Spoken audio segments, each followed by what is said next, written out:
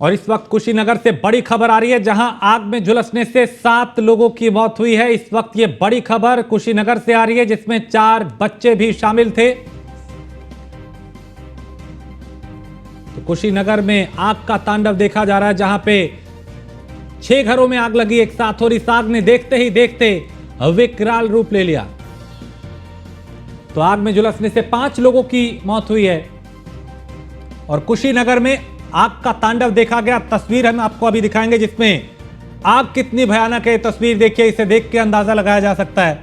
तो आग में झुलसने से 5 लोगों की मौत हुई है, जिसमें 4 बच्चे शामिल हैं। और जिस वक्त ये आग लगी, पूरे इलाके में अफरा तफरी मच गई। लोग आग बुझाने की मशक्कत करते हुए नजर आए। जिसके हाथ में जो आया, कोई बाल्टी उठा के पानी भर के आग बुझाने लगा और कोई अलग तरीके से पूरे इलाके में अफरा तफरी मच गई। एक चिंगारी ने विकराल रूप ले लिया और देखते ही देखते इस आग की चपेट में आने से 5 लोगों की मौत हो गई, जिसमें 4 बच्चे हैं। बताया जा रहा है कि 3 अन्य लोग इसमें झुलसे भी हैं, जिनको अस्पताल में भर्ती कराया गया। तो आग में झुलसने से 5 लोगों की मौत हुई है। एक दुखद हादसा एक कुशीनगर से सामने आया, जहां एक ही परिवार के 5 लोगों की दर्दनाक मौत हो गई। आग में जलकर उनकी मौत हुई और यह तस्वीर देख के समझा जा सकता है कि यह आग कितनी विकराल थी, जिसने चंद मिनटों में एक बड़े क्षेत्र को, एक बड़े इलाके को अपनी चपेट में ले लिया और एक के बाद एक कई घरों को अपनी आगोश पे ले लिया। लाखों का नुकसान इसमें हुआ, लेकिन उससे बड़ा नुकसान जान का था। 4 बच्चों समेत बताया जा रहा है 5 लोगों की झुलसने से मौत हुई है। और जब तक दमकल विभाग की टीम यहां पहुंचती आग बुझाने के लिए, तब तक इस आग ने यहां विनाश मचा दिया था। यहां पे एक ही परिवार के 5 लोगों की जलकर मौत हो गई, जिसमें 4 बच्चे बताए जा रहे हैं। कुशीनगर में यह आग का तांडव देखा गया। तस्वीर हृदय विदारक है। तस्वीर देख के अंदाजा लगाया जा सकता है कि यह आग कितनी भयावह थी, जो देखते ही देखते जिसने विकराल रूप ले लिया और चंद मिनटों में ही कई घर इस आग की जद में आ गए, जिसकी चपेट में आने से 5 लोगों की मौत हो गई।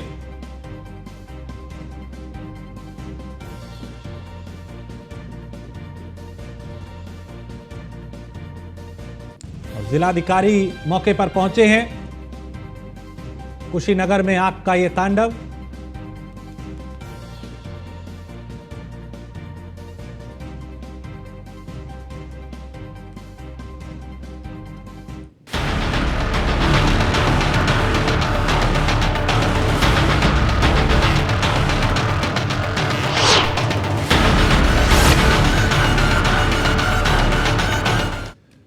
तो उपचुनाव के लिए स्वार और 96 सीट पर वोटिंग जारी है। दोपहर 3 बजे तक 96 सीट पे 32% से ज्यादा मतदान हुआ, यानी 32.64%। जबकि स्वार सीट की बात करें तो यहाँ पे 33.66% वोटिंग हुई। लगभग दोनों में सेम ही है, बराबर है। तो 2 सीटों का उपचुनाव जो है, विधानसभा सीटों का, उस पर मतदान अभी हो रहा है। 6 बजे तक का वक्त निर्धारित है, 6 बजे तक वोटिंग होगी और लोग सुबह से ही मतदान करने के लिए मतदान केंद्रों पर पहुंच रहे हैं। पुलिस ने भी सुरक्षा के पुख्ता इंतजाम किए, ताकि कहीं किसी तरह की कोई गड़बड़ी ना हो, कोई अप्रिय घटना ना हो। तो उपचुनाव के लिए स्वार और 96 सीट में वोटिंग जारी है। दोपहर 3 बजे तक की बात करें तो 32.64% 96 में मतदान हुआ, जबकि स्वार सीट पे 33.66% वोटिंग हुई है। और दोनों ही सीटें राजनीतिक पार्टियों के लिए बेहद अहम। लोकसभा चुनाव से पहले हर दल की कोशिश है कि जीत के एक सकारात्मक संदेश दिया जाए, फिर चाहे वो समाजवादी पार्टी हो, अपना दल एस हो या भारतीय जनता पार्टी। चूंकि इन दोनों सीटों पे बीजेपी गठबंधन ने अपने उम्मीदवारों को उतारा है, जबकि समाजवादी पार्टी भी पूरी चुनौती दे रही है।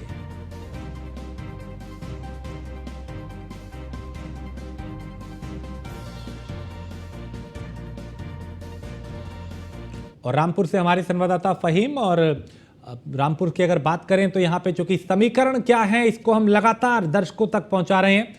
फहीम हमारे साथ जुड़े हैं और मिर्जापुर से हमारे साथ हैं रामलाल, हमारे संवाददाता। सबसे पहले फहीम, अभी क्या अपडेट मिल पा रहा है मतदान को लेकर, चूंकि अब लगभग 5 बजे से ज्यादा का वक्त हो चुका है, कितना प्रतिशत मतदान हुआ और कितना उत्साह दिखाई दिया? क्या शाम होते होती थोड़ी रफ्तार बढ़ी या उसी तरह से रही जैसे सुबह से जारी था? जी राजेश, मैं आपको बता दूं कि 34 स्वार टांडा विधानसभा में अभी भी वोटिंग चल रही है। सुरक्षा के अच्छे इंतजामात हैं। सुरक्षा कर्मी वोटर को समझा के उसके बूथ तक भेज रहे हैं।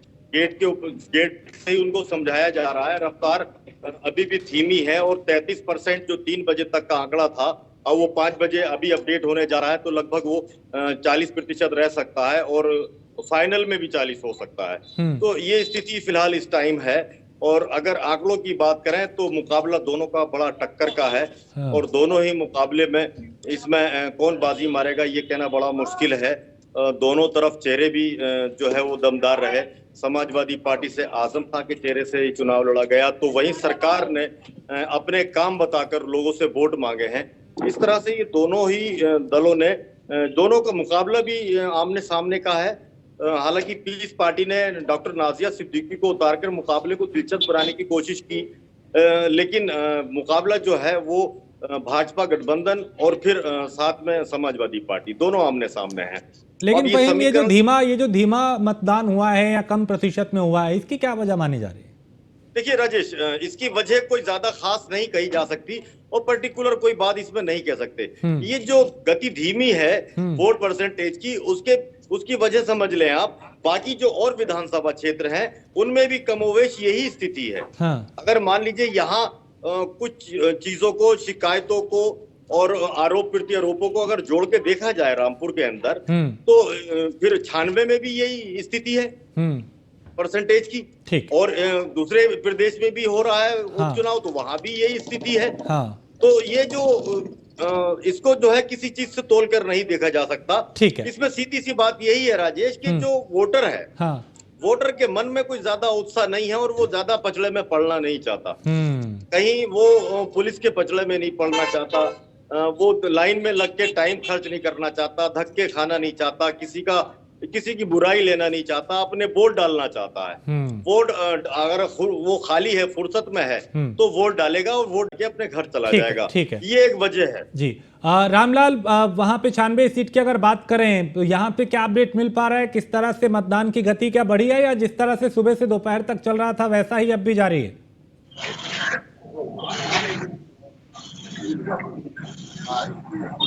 रामलाल, आप सुन पा रहे हैं मुझे? जी जी जी जी। चुनाव को लेके अपडेट क्या मिल पा रहा है? जो सुबह की जो वोटिंग की सुबह से ही प्रतिशत है वो बहुत धीमी गति से शुरू हुआ और अंत में भी वही धीमी गति अभी भी वही है, स्थिति है। धीमी गति की कुछ कारण है कि वैवाहिक के कारण और ये उपचुनाव होने के कारण बताया जाता है कि किस तरह से क्यों मतदाता बूथ स्तर तक नहीं आ पा रहे हैं। सबसे बड़ी कारण है कि उपचुनाव जो लोग उत्साह से नहीं ले पा रहे हैं, और दूसरा है कि वैवाहिक कार्यक्रम जो है कि इन दिनों बहुत तेज है। वैवाहिक कारण भी इसका कारण हो सकता है जो मतदाता बूथ स्तर तक नहीं आए हैं, जिसका ये बताया जा सकता है कि एनडीए जो है अगर प्रतिशत बढ़ता तो एनडीए को फायदा रहता, लेकिन यहाँ पर जो प्रतिशत कम हुआ है इससे कांटे की लड़ाई है सपा और अपना तेजस्वी। फहीम, अगर यहाँ की बात करें स्वार सीट की, इस क्षेत्र की, तो क्या किसी तरह की कोई गड़बड़ी तो नहीं हुई? कहीं कोई फर्जी वोटिंग, कहीं पे कोई अप्रिय घटना?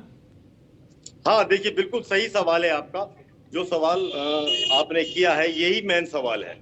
गड़बड़ी करने की जो बात आपने कही है, तो यहाँ पूरे स्वार टांडा में कहीं किसी जगह पे भी छिटपुट घटना भी कोई नहीं सुनने मिली।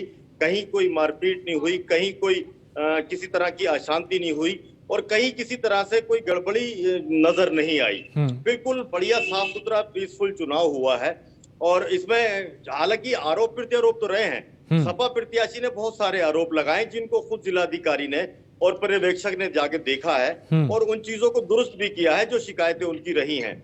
बाकी गड़बड़ी की अगर मैं बात करूं तो गड़बड़ी स्वार टांडा विधानसभा क्षेत्र में कहीं नजर नहीं आई है। ऐसा नहीं हुआ है कि किसी का वोट किसी ने डाल लिया या फर्जी वोटिंग की गई हो या कहीं पे वोट ही ना पड़ने दिया गया हो। ऐसा कुछ अभी तक सामने नहीं आया है।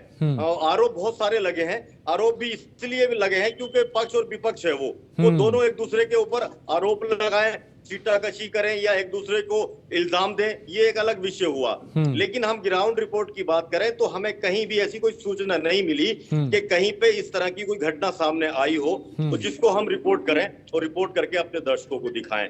लेकिन इतना जरूर है कि वोट परसेंटेज जो कम हुआ है उसको कुछ नजीर बना सकते हैं लोग, चाहे वो प्रत्याशी विपक्ष के हों या विपक्ष के नेता हो, चाहे जैसे अखिलेश यादव ने ट्वीट करने के बाद बहुत सारे आरोप लगाए, उसको खुद जिलाधिकारी ने बूथों पे जाके और उन और जगहों पे जाके देखा और देखने के बाद उन चीजों को दुरुस्त भी किया। कहीं कोई कमी नजर आई तो उसको दुरुस्त किया। खुद जिलाधिकारी के साथ मैं मौजूद रहा हूं, मैंने उनसे 1-to-1 भी किया, उनसे जानकारी भी की है, तो ऐसी कोई चीज फिलहाल नजर नहीं आई। लेकिन हाँ, रफ्तार जरूर धीमी रही, और धीमी रफ्तार इसलिए रही क्योंकि ये उपचुनाव है राजेश। उपचुनाव पे बहुत ज्यादा दिलचस्पी आदमी नहीं लेता है। उपचुनाव की वजह से ही लोग बस उतने भरी निकल पाते हैं जितने फुर्सत में होते हैं। जो काम वाले होते हैं या कामदार लोग होते हैं वो अपना काम खराब नहीं करते, उन्हें मालूम है कि ये उपचुनाव है, उपचुनाव में बहुत ज्यादा दिलचस्पी नहीं होती। दूसरी बात ये कि सरकारों के चुनाव होते हैं, क्योंकि जिसकी सरकार चल रही है जनता उसकी तरफ देखती है कि अगर ये चुनेंगे हम तो इससे हम काम ले सकते हैं, ये विकास करा सकता है, क्षेत्र का डेवलपमेंट करा सकता है। जैसे स्वार टांडा है, ये 6 साल से विकास से अछूता है, तो विकास की कुछ चीजें ऐसी हो जाएं, जैसे कि चर्चा सुनी है हमने शहर विधानसभा में बहुत सारी फैक्ट्रियां लगेंगी, बड़ी विकास की गंगा बहेगी, तो हो सकता है कि स्वार के अंदर भी ऐसी विकास की गंगा बहे, फैक्ट्रियां लगें, उद्योग लगें और उसके बाद यहाँ के लोगों को रोजगार मिले, किसानों को राहत मिले, उनके अनाज का वाजिब दाम मिले। इस तरह की चीजें यहाँ भी हो जाएं, क्योंकि यहाँ जब प्रतिनिधि स्थायी मिल जाएगा तो फिर वो यहाँ के लोगों की बात करेगा। जब स्थायी प्रतिनिधि था ही नहीं, 1 साल के लिए अब्दुल्ला आजम अब रहे और पीछे भी रहने के बाद में वो 5 साल पूरे हो गए, लेकिन वो विधायक निधि तक खर्च नहीं कर पाए, तो ये नुकसान ही है क्षेत्र का। इसकी भरपाई लोकल के लोग करेंगे, और दोनों ही प्रत्याशी लोकल के हैं, और लोकल के प्रत्याशियों में आपस में ही टक्कर है, और लोकल के लोग हैं तो आदमी जो है वो उसको देख रहा है जो उनके काम कर सकता है, जो उनके नजदीक रह सकता है, उनकी समस्याओं को समझ सकता है, उनकी समस्याओं को दूर कर सकता है। हालांकि सरकार की जो योजनाएं हैं उसमें कहीं कोई भेदभाव नहीं हुआ है, मुस्लिमों को भी उस योजनाओं का लाभ मिला है और हिंदुओं भाई को भी मिला है, तो उसमें हिंदू और मुस्लिम नहीं हुआ है। मैं आपको पहले भी बता चुका हूँ कि उन योजनाओं से लाभान्वित जो हुए हैं वो सभी लोग हुए, सभी वर्ग हुए हैं। बिल्कुल, वो जो बिल्कुल लाभार्थी थे जेन्युइन, उनको उसका लाभ मिला है। ऐसा लोग ये नहीं है कि अगर कोई लाभार्थी नहीं है तो उसको दिया जाए तो वो आरोप लगाए, उसको हटा दें। लेकिन फहीम, यहाँ का सियासी समीकरण बड़ा दिलचस्प हो गया जब बीजेपी गठबंधन ने तो मुस्लिम उम्मीदवार को उतार दिया और सपा ने जो हिंदू उम्मीदवार को उतारा है। ये जो उम्मीदवारों को लेकर चूंकि समीकरण हर पार्टी बनाती है, लेकिन ये बड़ा दिलचस्प था। बिल्कुल आप सही कह रहे हैं, क्योंकि ये जो समीकरण बनाया गया था, ये जिस लिए बनाया था वो जो हो नहीं पाया, जिसलिए बनाया गया था राजेश वो हो नहीं पाया। समीकरण बनाने की इसके पीछे सोच ये थी कि जो हिंदू मतदाता है उसका रुझान समाजवादी पार्टी के प्रत्याशी अनुराधा चौहान की ओर बढ़ेगा, लेकिन ज्यादा ऐसा देखने को नहीं मिला। मुस्लिमों ने वाकई में विश्वास जताया है शफीक अहमद अंसारी पर, और मुस्लिम वोट उनको पड़ा है। मुस्लिम के साथ साथ जो कैडर वोट है भारतीय जनता पार्टी का और बाकी गठबंधन का, वो वोट उनमें प्लस हुआ है, तो कहीं ना कहीं पलड़ा भारी तो शफीक अहमद अंसारी का ही है।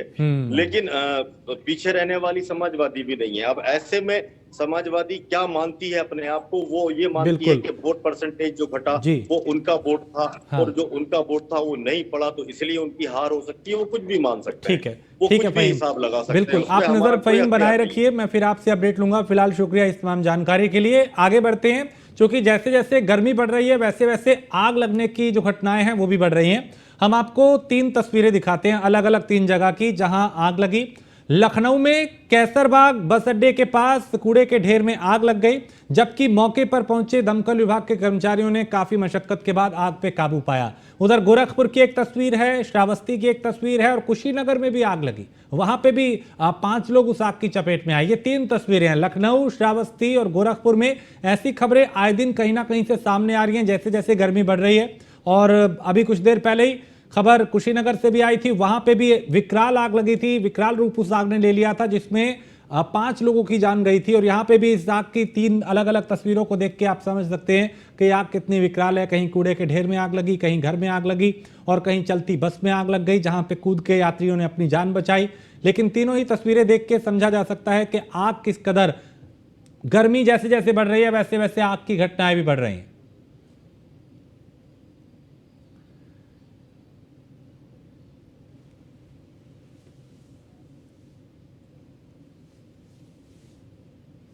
और ग्रेटर नोएडा के सूरजपुर थाना इलाके में बकाया बिजली के बिल को लेकर 2 पक्ष आपस में भिड़ गए। दोनों पक्षों में जमकर मारपीट हुई।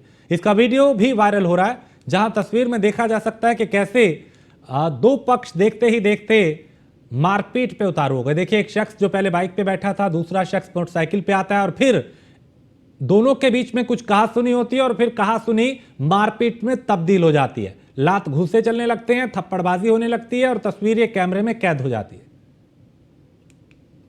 तो बिजली के बिल को लेकर बताया जा रहा है कि विवाद था और फिर यह विवाद इतना बढ़ गया कि मारपीट में तब्दील हो गया।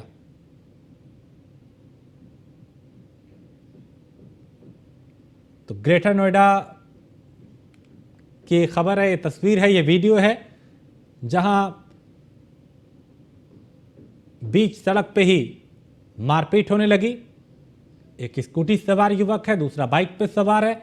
दोनों के बीच में पहले कोई बात होती है, उसके बाद ये लाल कमीज में जो शख्स दिख रहा है, लाल टी शर्ट में, ये हाथ छोड़ता है पहले, उसके बाद एक के बाद एक लात घूंसे बरसाना ये शुरू कर देता है। ये पूरी वारदात, ये घटना, ये मारपीट वहां लगे कैमरे में कैद हुई है। बिजली के बिल को लेकर बताया जा रहा है कि विवाद था और फिर ये विवाद पहले 2 लोगों में हुआ और फिर 2 पक्ष आमने सामने आ गए, मारपीट होने लगी और मारपीट की घटना वहां लगे सीसीटीवी में कैद हुई। कुछ लोग बीच बचाव करते हुए नजर आ रहे हैं।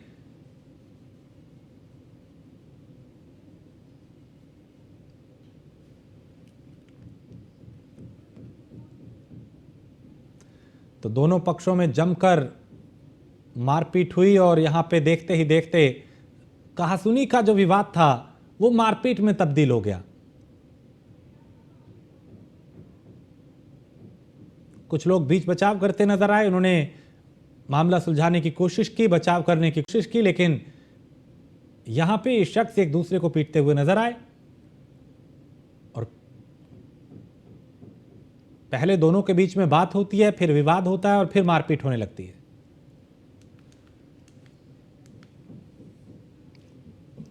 और चित्रकूट में पार्टी विरोधी गतिविधियों के चलते बीजेपी नगर अध्यक्ष श्याम गुप्ता को पार्टी ने 6 साल के लिए निष्कासित कर दिया है। वहीं पार्टी ने सहकारिता प्रकोष्ठ बुंदेलखंड और पहाड़ी ब्लॉक प्रमुख सुशील द्विवेदी को कारण बताओ नोटिस जारी किया है। बीजेपी प्रदेश अध्यक्ष के निर्देश पर जिला अध्यक्ष चंद्र प्रकाश खरे ने यह पत्र जारी किया है।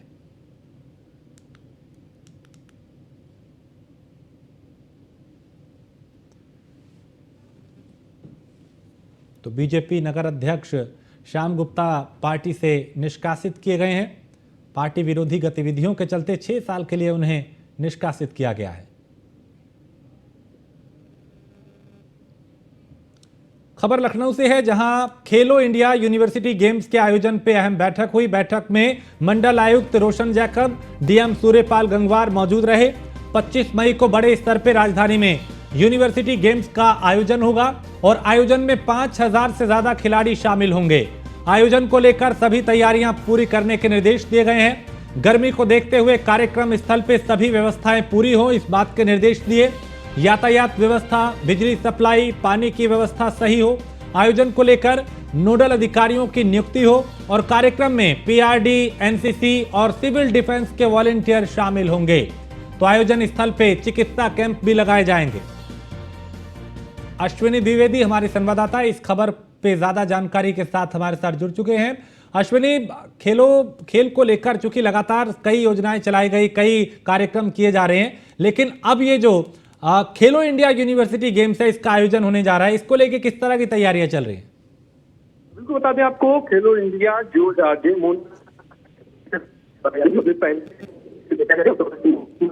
जो इसका लोगो लॉन्च किया था, साथ ही साथ इसकी जर्सी होती है उसको लॉन्च किया था। और 4 मसाले हैं जो जिनको रवाना किया, जो प्रदेश भर के सभी जिलों में जाकर के तमाम सांस्कृतिक कार्यक्रम होंगे उनमें हिस्सा लेगी।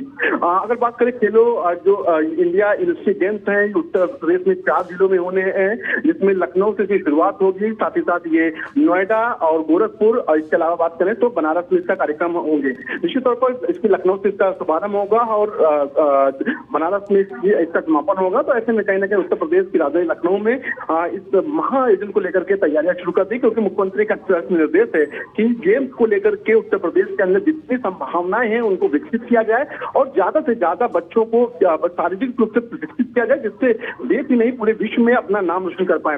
इसको लेकर के 25 मई को एक बड़ा कार्यक्रम होने जा रहा है, जिसको लेकर आयोजन को लेकर के उत्तर प्रदेश राजधानी के तमाम जो आला अधिकारी उन्होंने बैठक की और कार्य योजना बनाई थी किस तरीके से कार्यक्रम को कराना है। साथ ही साथ जो संख्या रहेगी इसमें 5000 के ज्यादा एथलीट की रहेगी, उसके लिए व्यवस्थाएं, सुरक्षा की व्यवस्था, लाइट से लेकर के पेयजल की व्यवस्था, खान पान की व्यवस्था, इन तमाम मुद्दों को लेकर चर्चा हुई। निश्चित तौर पर एक बड़ा टाइम आयोजन होना है और कहीं ना कहीं जो जिला प्रशासन है वो 14 तारीख से क्या है, क्योंकि 13 तारीख को काउंटिंग होना है नगर निकाय चुनाव मतगणना की, उसके बाद पूरी तरीके से इस कार्यक्रम में लग जाएगा और कार्यक्रम का शुभारंभ 25 तारीख को मुख्यमंत्री योगी आदित्यनाथ खुद करेंगे। जी बहुत शुक्रिया जानकारी के लिए अश्विनी। तो आयोजन को लेकर सभी तैयारियां पूरी करने के निर्देश दिए गए हैं। गर्मी को देखते हुए कार्यक्रम स्थल पे सभी व्यवस्थाएं पूरी हों, इस बात के निर्देश दिए गए। किसी तरह की कोई लापरवाही ना हो, यातायात हो, चाहे यातायात व्यवस्था, बिजली सप्लाई, पानी की व्यवस्था सही होनी चाहिए और आयोजन को लेकर नोडल अधिकारियों की नियुक्ति की जाए। तो अब इस कार्यक्रम को लेकर, खेलों को लेकर, ये जो गेम्स होने वाली हैं इसको लेकर तैयारियां पूरी की जा रही हैं ताकि कहीं पर भी किसी भी तरह की कोई भी लापरवाही ना हो सके। तो खेलो इंडिया यूनिवर्सिटी गेम्स के आयोजन पे अहम बैठक की गई और इस बैठक में जरूरी दिशा निर्देश दिए गए। बैठक में मंडल आयुक्त रोशन जैकब के साथ ही डीएम सूर्यपाल गंगवार भी मौजूद रहे।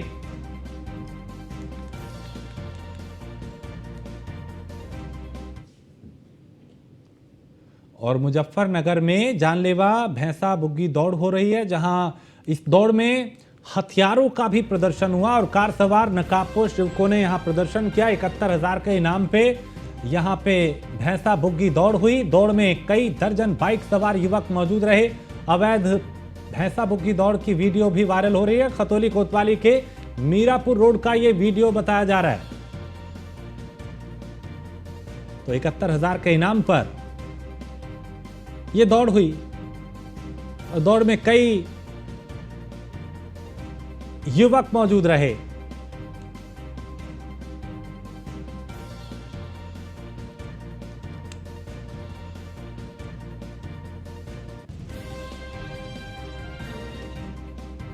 और इसी के साथ इस बुलेटिन में फिलहाल इतना ही। आप बने रहिए न्यूज़ 1 इंडिया के साथ।